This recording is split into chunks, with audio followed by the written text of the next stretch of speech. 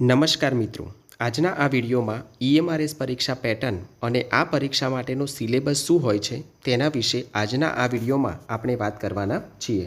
મિત્રો, આપણને બધાને ખબર છે કે ભારત સરકારનું જે બજેટ ફેબ્રુઆરી મહિનામાં જાહેર થયું એ બજેટમાં આ વર્ષે ઈએમઆરએસ એટલે કે એકલવ્ય મોડેલ રેસિડેન્શિયલ સ્કૂલો કે જેમાં 38,000 શિક્ષકોની ભરતી કરવાની છે તેવા મેસેજ ટ્રાઇબલના જે ઓફિશિયલ ટ્વિટર હેન્ડલ છે તેના પર મૂકવામાં આવ્યા હતા, જેના માટે સરકારે બજેટ પણ ફાળવ્યું છે. આ અંગેનો વિડીયો આપણે અગાઉ બનાવીને મૂકેલ છે. જો આ વિડીયો તમે જોવા માંગતા હોવ તો નીચે ડિસ્ક્રિપ્શન બોક્સમાં તેની લિંક મૂકેલી છે, ત્યાંથી તમે લિંક ઓપન કરીને વિડીયો જોઈ શકો છો. મિત્રો, ચેનલ પર નવા હોવ તો ચેનલને સબસ્ક્રાઈબ કરી શકો છો. વિડીયો ગમે તો વિડીયોને લાઇક અને શેર કરવાનું ભૂલતા નહીં. મિત્રો, આ શાળાઓમાં શિક્ષક બનવા માંગતા હોવ તો સૌથી પહેલાં તેની પરીક્ષા પેટર્ન શું છે અને ત્યારબાદ પરીક્ષાનો સિલેબસ શું છે, આજના આ વિડીયોમાં આપણે આ બંને વિશે વિસ્તૃત વાત કરવાના છીએ. જેવી રીતે ગુજરાત રાજ્યમાં ટેટ અને ટાટને 2 વિભાગમાં વહેંચવામાં આવી છે, એવી જ રીતે ઈએમઆરએસ શાળાઓ કે જેને ટીજીટી અને પીજીટી એવા 2 ભાગમાં પરીક્ષા આપવાની હોય છે, એટલે કે આવા 2 ભાગ પાડેલા છે. ટીજીટી જે છે તે પ્રાથમિક વિભાગ છે અને પીજીટી જે છે એ પોસ્ટ ગ્રેજ્યુએશન ટીચર છે, તે ઉચ્ચતર માધ્યમિક લેવલમાં હોતા હોય છે. મિત્રો, આ જે પેટર્ન છે, અહીંયા હું આજના વિડીયોમાં જે પેટર્ન અને સિલેબસની વાત કરું છું એ 2023માં જે પરીક્ષા ઈએમઆરએસ દ્વારા આયોજન કરવામાં આવ્યું હતું અને એમાં જે પેટર્ન હતી અને એમાં જે સિલેબસ હતો એ પ્રમાણેની વાત કરી રહ્યો છું.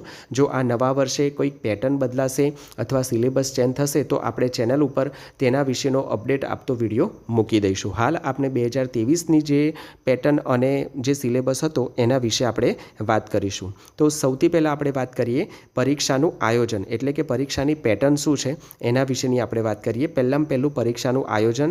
તો આ જે પરીક્ષા છે એનું આયોજન નેસ્ટ દ્વારા આયોજન થતું હોય છે. નેસ્ટનો મતલબ કે national education society for tribal students, જેના દ્વારા આ પરીક્ષાનું આયોજન થાય છે.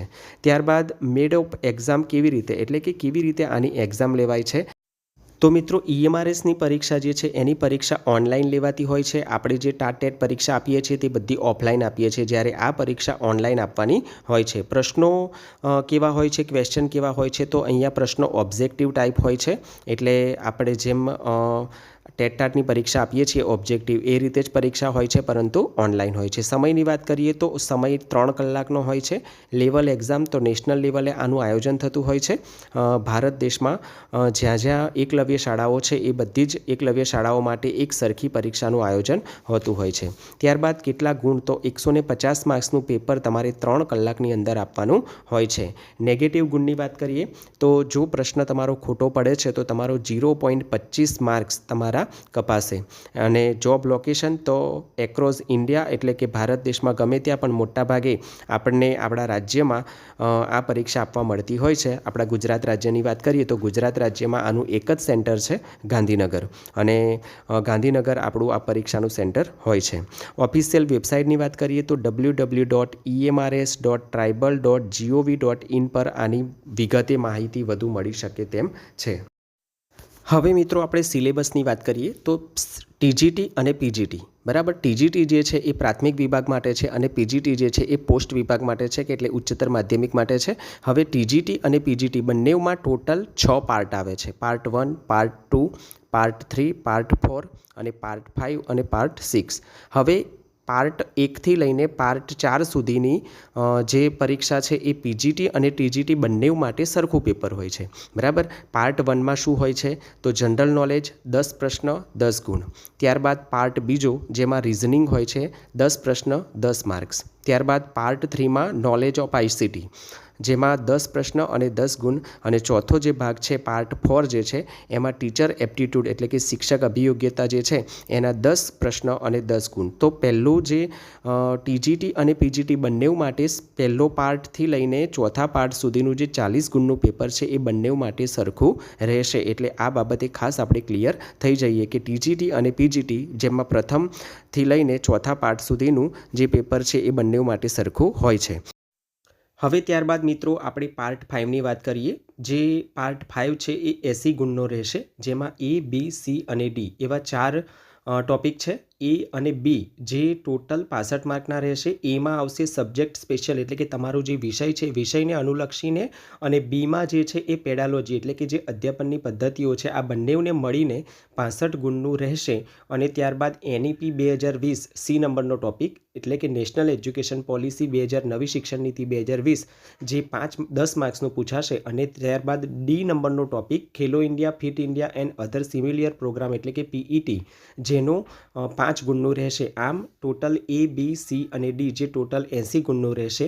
અને ત્યારબાદ પાર્ટ 6 જે છે એ પાર્ટ 6માં તમારો લેંગ્વેજને લગતો વિભાગ હશે, જેમાં 30 ગુણનું 30 પ્રશ્ન 30 ગુણના રહેશે, જેમાં હિન્દી અને ઇંગ્લિશ બંને લેંગ્વેજ ની પરીક્ષા રહેશે તમારી, એટલે કે પાર્ટ હશે. એમાંથી મિત્રો ખાસ બીજી એક વાત સમજવાની છે કે આ જે પાર્ટ 6 છે એમાંથી તમારે જે ટોટલ 30 માર્ક્સ છે એમાં 40% ગુણ આવવા ફરજિયાત છે. આ વસ્તુને ખાસ સમજી લેજો. જો 40% તમારા ગુણ નહીં આવે તો તમારા આગળના જે પણ ભાગ છે પાર્ટ 5 છે 1 થી 4 નંબરના છે એ કોઈ પણ ચેક થાય નહીં. એટલે પાર્ટ 6માં તમારે ટોટલ 30 માર્કમાંથી 40% ગુણ આવવા જરૂરી છે. જો 40% ગુણ ના આવે તો આગળના એક પણ ભાગ તમારા ચેક થાય નહીં અને તમારું રિઝલ્ટ જે છે એ નાપાસ થયેલું ગણાશે. ત્યારબાદ મિત્રો PGTની વાત કરીએ. PGTમાં આપણે ખાસ સિલેબસ સમજીએ કે પાર્ટ 1, પાર્ટ 2, પાર્ટ 3 અને પાર્ટ 4 આવા 4 વિભાગ જે છે એ TGT અને PGT બંનેના સરખા છે. ત્યારબાદ પાર્ટ 5મા નંબરનો વિભાગ અને 6ઠ્ઠા નંબરનો વિભાગ આ બંને TGT અને PGTમાં અલગ પડે છે. અહીંયા તમે સ્ક્રીન ઉપર જોઈ શકો છો જે વિભાગ 5 છે એમાં તમારું સબ્જેક્ટ જે છે એ અને પેડાલોજી એટલે કે અધ્યાપનની પદ્ધતિઓ એ ટોટલ 70 માર્ક્સનું રહેશે. અને NEP એટલે કે નેશનલ એજ્યુકેશન પોલિસી 2020 જેના કુલ 5 માર્ક્સ રહેશે. એટલે કે વિભાગ 5 નંબરનો વિભાગ છે એ 80 ગુણનો રહેશે. અને ત્યાર પછી વિભાગ 6 જેના માટે ખાસ કે ગુજરાતી અને જનરલ હિન્દી અને જનરલ ઇંગ્લિશ જે 10-10 માર્ક્સનું પૂછાશે, જેમાંથી તમારે ગુણ લાવવાના રહેશે. આમ TGT અને PGTનું ટોટલ જે સિલેબસ છે જે તમને અહીંયા 2023ની જે EMRS પેટર્ન અને સિલેબસ તમને અહીંયા બતાવેલો છે. જો 2025માં આ સિલેબસ બદલાવાનો હશે, પેટર્ન બદલાવાની હશે તો જેની ઝડપથી અપડેટ તમને ચેનલ ઉપર વિડીયોના માધ્યમથી આપીશું. પરંતુ હાલ તો આ જ પેટર્ન અને આ જ પદ્ધતિથી પરીક્ષા લેવાવાના ચાન્સ પૂરેપૂરા છે. તો મિત્રો આજના વિડીયોમાં આપણે EMRS પરીક્ષાની પેટર્ન અને સિલેબસ વિશે વાત કરી.